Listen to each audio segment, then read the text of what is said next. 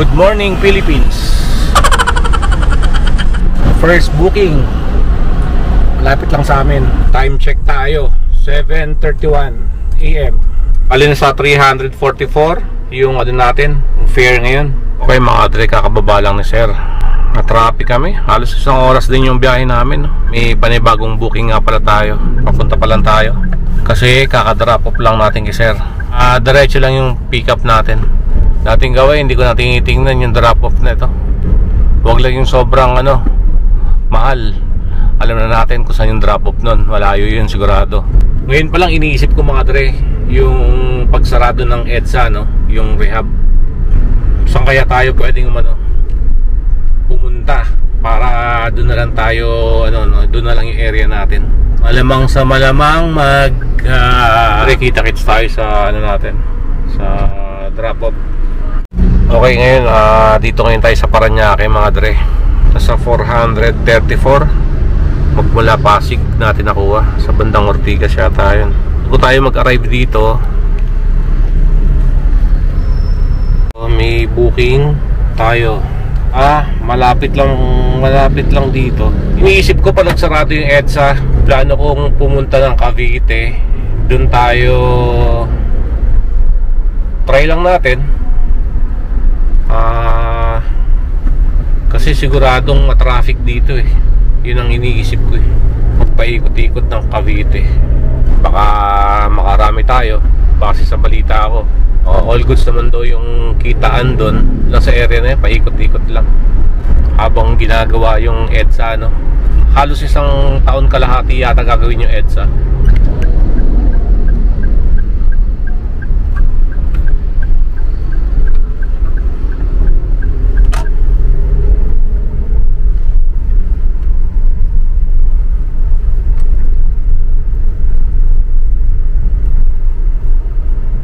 Medyo natagalan tayo dun sa guard kasi walang house number. Tinatanong ng guard kung anong house number.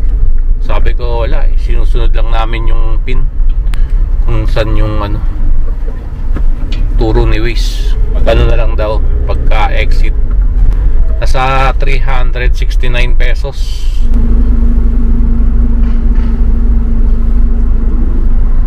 Pero grabe yung tatanggap natin booking ngayon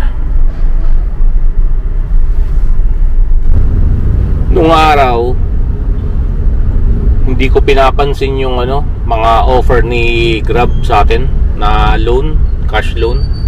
Pero ngayon pinagrab na natin lahat ng ino-offer niya, Ang kagandahan dun sa nga pala ni Grab, dati kasi Monday to Friday lang tayo sinisingil, kinakaltas sa wallet natin yung mga niloan natin. Pero ngayon Monday to Sunday walang pahinga.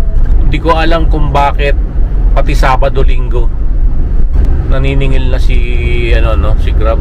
Okay na sana Monday to Friday lang. Sa bagay, ang kagandahan doon, sinama yung Sabado, Linggo, medyo maaga-aga tayo matatapos sa nilon natin na cash.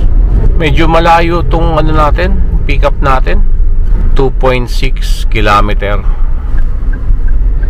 Nasa 252 pesos itong booking na to.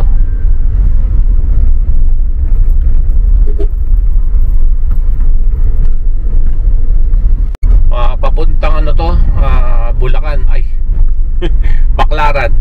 Yun, from Santa Ana natin pipick upin. Okay, nasa Baclaran tayo ngayon. Kaka-arrive lang ng susunduin tayo dito. Malapit lang. Access. Tinatawagan na rin natin mga dre. KFC, wala akong makita dito So baka magpagabi tayo ngayong araw. Tinecline ko na yung wala, hindi ko na tinanggap yung booking. May panibagong susunduin naman tayo ngayon, pick up. Pero yung dito sa may Max na restaurant, hindi ko na tinuloy yung booking. Nag-arrive na tayo dun sa kung saan nakapin. Okay, lumagpas daw tayo, pinapara na daw tayo. Kung nakita natin siya, edi huminto na tayo, wala, tinawagan tayo eh. Parang hindi ko lang gusto yung ano, yung tono ng salita niya, no? Kaya hindi na natin tinuloy yung booking. Ganun lang naman mga tre, kapag hindi maganda yung dating ng pasahero. Halimbawa, lumagpas kayo sa lugar, no? Tapos syempre hindi mo alam kung mainit ang ulo, kasi nga sa sobrang init nga ng panahon ngayon, huwag mo nang patulan. Kasi ako ginagawa ko mga tre, hindi ko na tinutuloy yung booking. Yun. All goods. Nasa ngayon tayo? Circuit Makati. Nag-offline muna tayo mga tre. May kakainin lang ako dito na binaon natin. Tapos bili na rin tayo ng pananghalian natin. Dito lang ako bumibili ng yung karinderya dito sa tabi ng Circuit Makati. May binibilan tayo dito eh. Matagal na rin to. Punta muna tayo doon. Bili muna tayo ng pananghalian natin. Kainin ko muna yung binaon natin. Prutas. Yun, dyan lang tayo bumibili ng pagkain natin.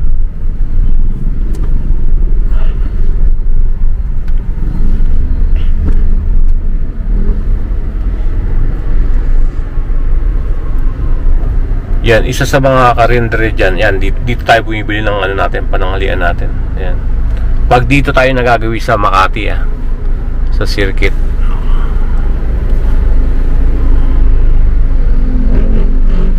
Okay, bili muna tayo mga tre, para mamaya hindi na tayo problema kung kung saan tayo mapadpad. Okay, tara mga tre, kain tayo.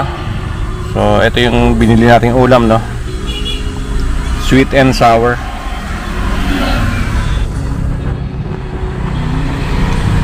Okay, tara. Kakatapos ko lang kumain. Andito tayo nagpapahinga, no? Inabot din tayo mga 30 minutes mahigit tayo dito. So kabilang side may booking tayo sa Makati Circuit. Pagka online natin, kaka-accept ko lang ng booking. Mga dre, nag-ano na ba si Grab sa inyo? Nag-message na rin tungkol dun sa BIR natin, no? So sa akin, ang bayaran ko sa BIR sa December, kasi 6 months yata before ng no? Kailangan maasikaso mo na. So itong December na to, aasikasuin ko na yung BIR. Siyempre, bawas kita sa atin yun. Ganun talaga eh. Kumikita tayo sa kalsada, kailangan natin magbayad ng tax. So time check tayo 1:15. Paabot tayo ng alas 9 or alas 10 ng gabi. Dito nga pala tayo ngayon sa Taft Avenue. Sa tingin ko dito yun natin sa kaliwa. Andyan, Taft Business Center. Baka andyan siya naghihintay. Kambal yung booking kanina, no? Saka ngayon 160. Tapos ngayon 160 ulit. Pero napansin ko, no, ang lalayo ng pickup sa 2 kilometro yung mga iba. Tapos magkano lang yung fare nun, no? Dito tayo sa pickup location.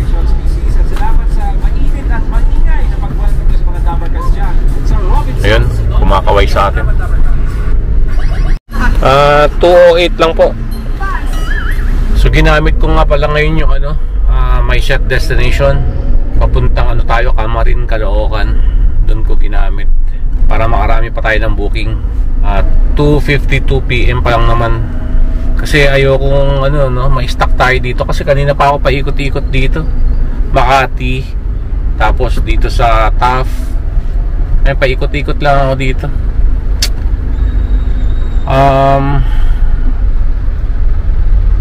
Yung mga alas 4, yan, pataas yan hanggang alas 8. Baka magawi tayo sa Guadalupe. Sobrang traffic doon, patawid ng yun, no? papuntang C5. Tapos yung EDSA rin iniiwasan natin mga ganong oras, mga alas 4, alas 5. Kaya mag-iiba tayo ng area. Nasa 321. Dito yung pickup natin nasa Malate, papuntang Pasig tayo. Ay, inaantok ako. Hindi kasi ako nagkape. Alas 4:04 pa lang ng hapon. Capitol Commons yung pickup natin mga dre. Papuntang Eton Centris. Nasa 361. Bale, sinubukan ko lang hindi magkape ngayong araw, no?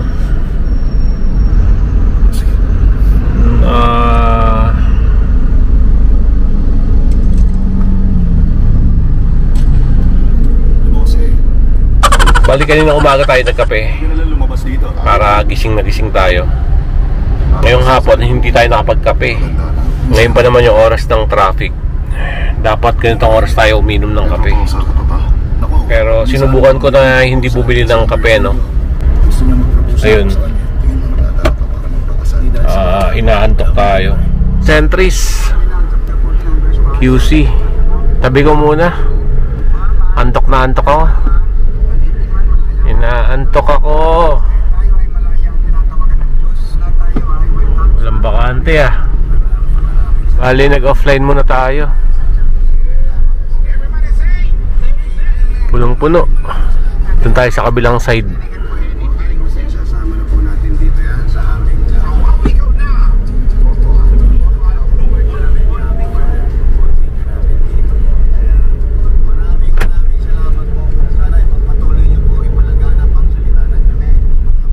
Dami Kasi dami rin nagpapahinga dito Alam nila ganitong oras traffic. Ayun, sa kabilang side may bakante. May sundo tayo dito sa National Kidney East Ave, papuntang Caintato mga dre. Nasa 375 pesos.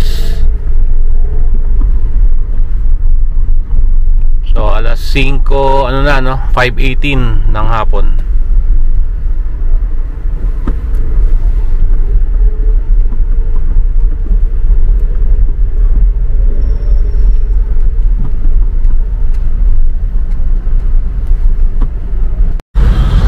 Update tayo mga dre. 6:31. Okay. Kaka-drop off lang natin ng pasahero natin dito sa Cainta, sa Felix Avenue. Punta pa lang tayo sa susunduin nating pasahero. Dito lang din yung pickup. Malapit dito. So siguro hindi na tayo lalayo dito, Marikina, paikot-ikot na lang siguro tayo.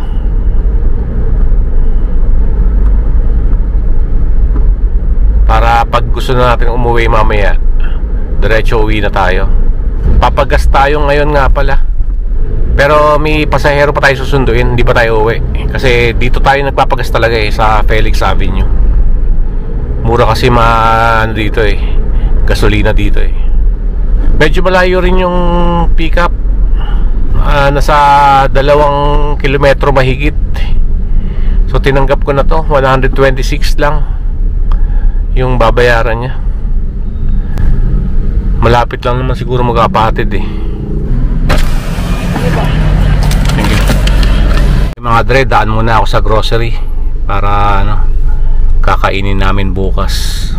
Sinasabay ko na kasi sa pagbiyahe natin mga dre yung konting grocery namin sa bahay.